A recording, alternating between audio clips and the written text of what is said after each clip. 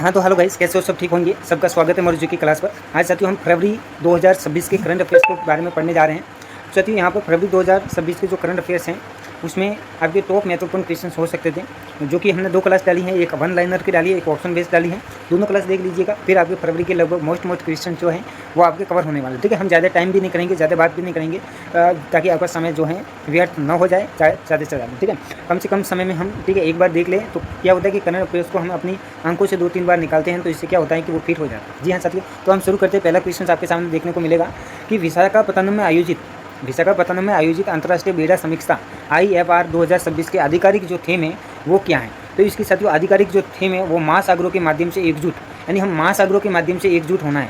ये विशाखापत्तनम में आयोजित हुई है, अंतर्राष्ट्रीय बेड़ा समीक्षा आयोजित हुई है। ठीक है, विशेष रूप से ध्यान रखें, इसके थीम ध्यान रखा जाए। ठीक है साथियों, काफ़ी महत्वपूर्ण है। आपके सामने दूसरा प्रश्न है कि राष्ट्रीय टीकाकरण कार्यक्रम में टिटेनस ऑक्साइड, यानी राष्ट्रीय टीकाकरण कार्यक्रम में टिटेनस ऑक्साइड के स्थान पर अब किस स्वदेशी वैक्सीन का शामिल किया गया, यानी अब किस स्वदेशी वैक्सीन को शामिल किया गया, उसका नाम है TD वैक्सीन। आपको पता है साथियों, आपके ठीक है DPT का टीका लगता था पहले, अभी भी लगता है DPT का टीका, जिसमें डिप्थीरिया होता है, काली खांसी होती है और टिटेनस होता है। अब इस जो टिटेनस ऑक्साइड का जो TTT का टीका लगता था वो बाहरी था, तो अभी ये स्वदेशी एक टीका है जिसका नाम है TD वैक्सीन। ठीक है, ये टीका लगने वाला है ना।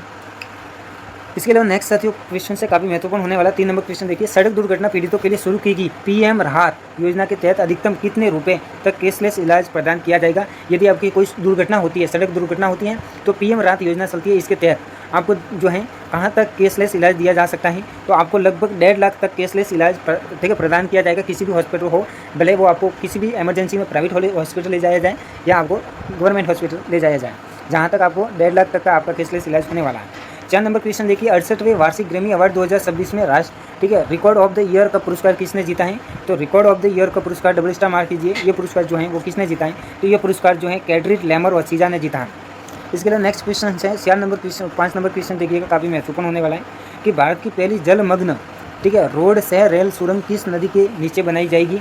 यानी ये हम जलमग्न का मतलब क्या होता है? जल के अंदर कोई सुरंग बनेगी, उसका नाम है रोड से रेल सुरंग। ये किस नदी में बनाई जाएगी? तो ये ब्रह्मपुत्र नदी असम। कहाँ बनाई जाएगी? ब्रह्मपुत्र नदी असम में बनाई जाएगी। ठीक है, नेक्स्ट प्रश्न देखिएगा, 6 नंबर क्वेश्चन है देखिएगा कि फरवरी 2026 तक भारत में अंतरिक्ष स्टार्टअप की संख्या कितनी पहुंच जाएगी? यानी फरवरी 2026 तक भारत में अंतरिक्ष स्टार्टअप की संख्या कितनी पहुंच गई है?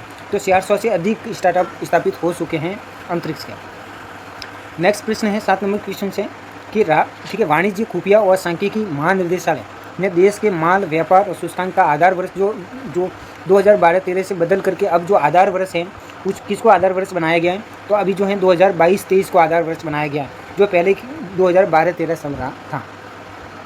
नेक्स्ट प्रश्न है 8 नंबर, काफ़ी महत्वपूर्ण प्रश्न है कि BBC Indian sports woman of the year 2025 का मुख्य खिताब जो है वो स्मृति मंदाना को दी गई है। ये स्मृति मंदाना क्रिकेट की खिलाड़ी हैं और डबल स्टार मार्क कीजिएगा इस प्रश्न को कि BBC ने जो sports woman of the year का पुरस्कार जो दिया है वो स्मृति मंदाना को दिया है। नेक्स्ट प्रश्न है 9 नंबर क्वेश्चन से डॉक्टर हरिप्रिया अरविंद और डॉक्टर R वेंकटेश जी ने ठीक है चांग कैंडल मानवतावादी पुरस्कार 2026 हेतु चुना गया है।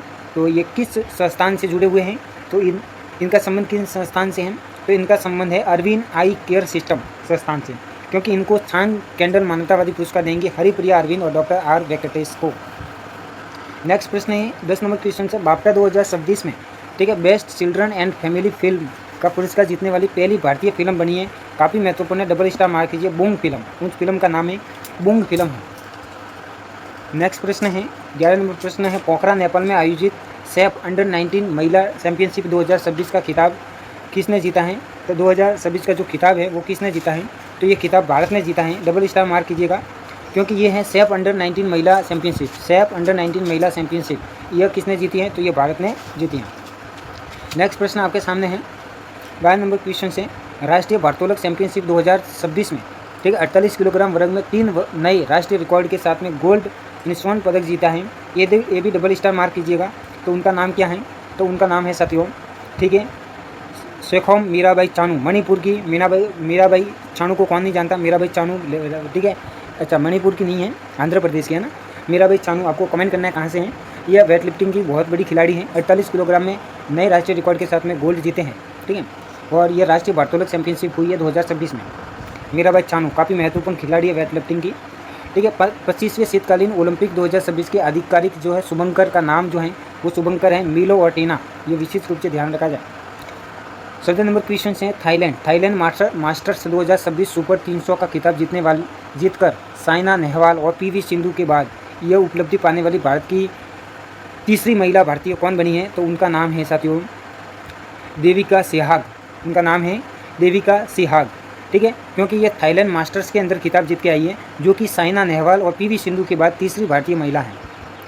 और 15 नंबर क्वेश्चन देखिएगा, इंडिया एआई इम्पैक्ट समिट 2026 काफ़ी इंपॉर्टेंट है, 2 स्टार मार्क कीजिएगा साथियों। इसकी जो थीम है वो है सर्वजन हिताय सर्वजन सुखाय। इंडिया एआई इम्पैक्ट समिट 2026 जो है दिल्ली के भारत मंडपम में की गई फरवरी माह के अंदर।